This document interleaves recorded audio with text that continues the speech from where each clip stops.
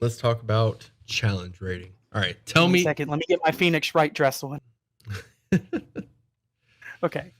All So right, just to state my argument, I've I'm ready. roughly been DMing for 3.5 to 4 years at this time.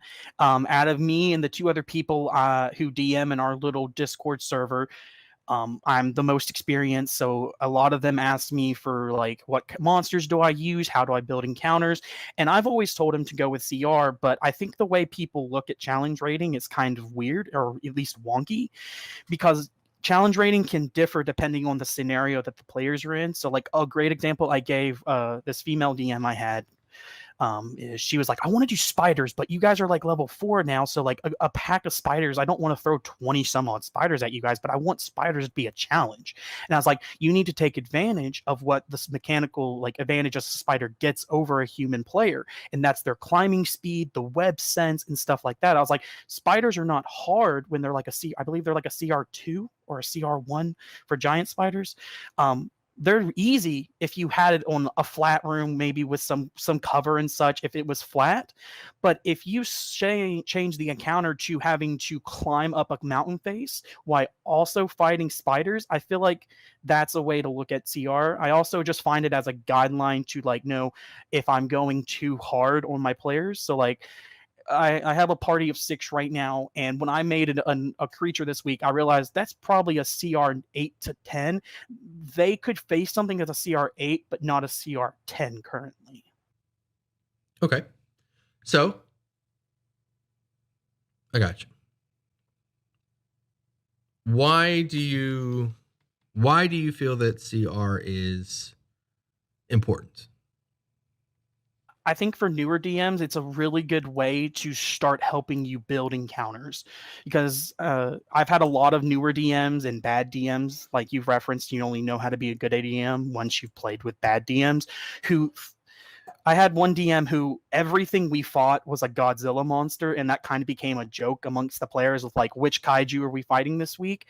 And they would look scary, but the CR he thinks they are was way off of what they were. But again, I just find it to be a good guideline for newer DMs and even players to look at monsters objectively in like a data standpoint, if not just like by the numbers of the stat block. I think it's a nice guideline and an understanding of how to direct your focus in the combats or the encounters you're building.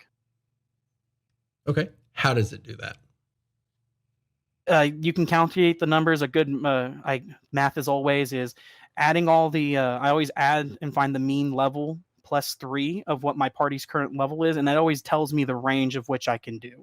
There's also I don't know if anyone's ever looked at it. It's kind of old. I think it came out somewhere between 2019 to 2020. There's a nice UA that covered CR rating again after the DMG kind of flopped on it for me. And they have a nice little chart that's like, if you have so and so level 5 players or whatever level they are, this is the CR ratings you can kind of get to.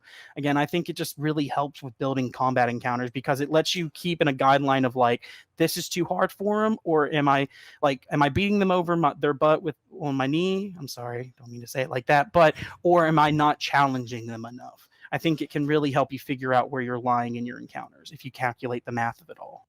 Okay. So I'm gonna ask you. I'll ask you another question, or I'll ask you a. I'm gonna unpack that. Do you feel that there are monsters that are a higher or that are more challenging than their CR would lead you to believe? I'll word it that way.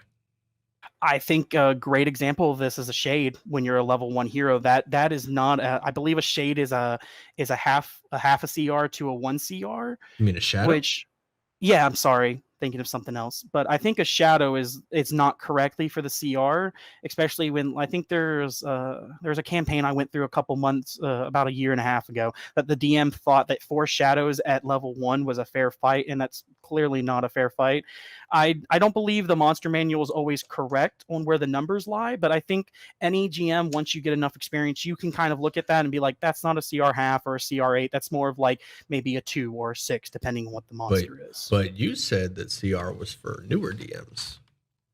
Yeah, I still think it is. I think Uh, generalizing it first is helpful, but once you start getting experience, I think the numbers still help you still. And I think it's good to help break down and calculate experience for your players if you're running a more experience focused game rather than milestone or session by session leveling. Okay, I have another question, another unpacking question. Do you think that there are creatures that are lower than their CR would lead you to believe? I think the Shadow is another great example of this. How so? Again, it's like a half a CR, and I've seen it decimate level 1 to level 3 characters No, because it drains your strength and everything. no, sorry. Let me rephrase. Do you think that there are monsters that are a high CR that are easier to kill than their CR would lead you to believe? So a good example for me would be Mummy. The Mummy's like a really high CR. I think CR9, CR12. I don't remember, but it can get killed in one turn by a 5th level party. It has like 90 hit points, vulnerability to fire. It is definitely I not think the it CR depends that it on how is. much game knowledge your players have at that point, because like that's like something like trolls, and it also depends if you're running the average HP. Like a good rule of thumb, like I had a paladin that just recently left our game, and anytime I built a monster or I looked at a monster in the monster manual, I always calculated its average HP versus its max, and then I calculated that against his highest level slot since he was one of the Nova characters. And if I realized that the average or even a little sub average HP did less than his like max critical damage, I always bump the HP up more, or I always just go with the max roll that you can to give a more of a challenge. Okay. So But the issue that I have with CR is exactly what you were describing. All of the work that you have to put into it to make it work, it stops functioning at that point. that's I fair. I believe that CR is fine at low. I think as the party levels up, CR becomes more and more or less and less useful. As like every level makes CR that much more useless. Meaningless. Yeah. I can A- understand that, and it's As it's hard to balance it when you get to a certain level or a tier of play. And honestly, yeah. Yeah, to the point where I believe once the I mean all right, here's another question I think that will absolutely devastate the CR argument. CR does not factor in party composition. Do you feel that party composition should be a factor? uh, honestly, yeah. I think you should always look at what your players are doing. Again, to back to my paladin example, I think if you're a new DM or an experienced DM, I think you for those Nova type classes that can pump out a buttload of damage in a single turn, you should always keep in account how much their max damage is. At least, if not their average damage rolls they can get for their Nova abilities, and you should always make sure that your monster cannot be one shotted that way. Just to rebuttal on the little mummy thing, someone in chat gives a great example. I honestly think the CR for like Vampire Lords or Strahd himself in like the Ravenloft book is completely off, because I've seen too many parties just like watching or even playing not even have radiant damage on us, but we still steam. I don't know the word off the top of my head right now. I'm going for a blank, but we Steamrolled. steamrolled. Yeah, we just steamrolled Strahd. I've seen him die in 3 rounds, So this which so this is because Strahd is a higher level and the higher level or he's like CR 12 or 14. yeah, and you fight him at CR10, which I don't think. And like, I think you can give him more HP because there's a heart. Again, I'm sorry for spoilers to anyone in chat, but there's a heart, I believe, like a huge heart in the castle Ravenloft, which I believe the book states that you can use that HP before you start hurting Strahds. But I've never seen a DM actually implement that, which I feel like if you did, it might drag the fight out to make it feel more epic. But then we're getting in more to a slugfest, and that's not comprehensive or at least engaging combat, in my opinion. Is just sitting there and I attack this turn, next turn I attack again. Is he dead yet? No, I keep attacking. Yeah. Yeah, that's my problem with CR. Is that you pretty much only use it at lower levels, and at lower levels it is the least like I feel like it's the opposite of what it should be.